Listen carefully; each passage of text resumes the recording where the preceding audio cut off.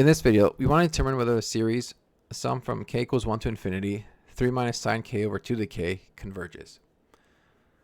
So let's look at the general term of the series. That's a sub k is 3 minus sine k over 2 to the k.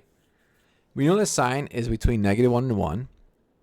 And so if I multiply by negative and then add 3, this just turns into 2 is less than or equal to 3 minus sine k less than or equal to 4.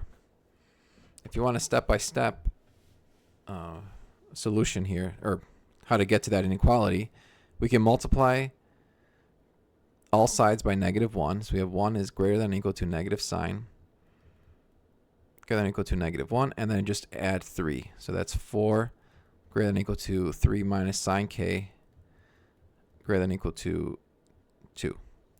And so now you could just rewrite this by putting the 2 in front, less than or equal to, and then 4. Now let's compare this with a geometric series. So this geometric series we're interested in is when 3 minus sine k gets replaced with 2, like the lower bound over here.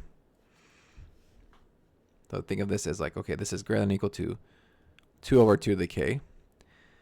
And then this is less than or equal to, and then replace the numerator with 4. Okay, so that's what we have down here.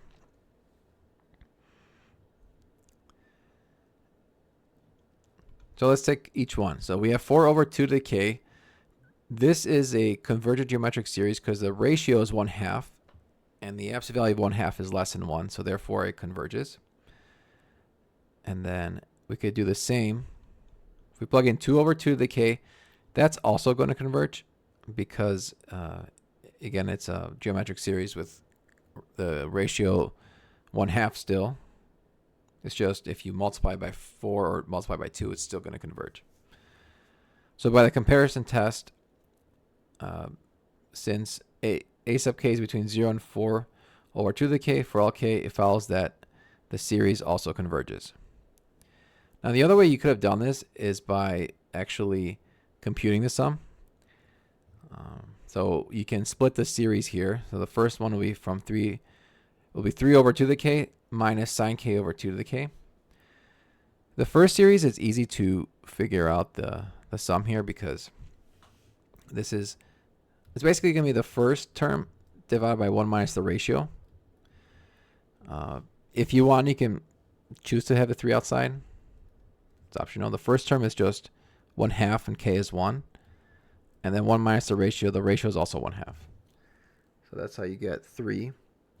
And now for the second series, this is going to converge absolutely because we know that when we take the absolute value of this, this is going to be less than or equal to 1 over 2 to the k.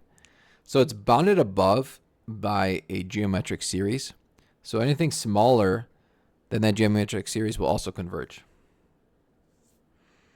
since 1 over 2 to the k converges.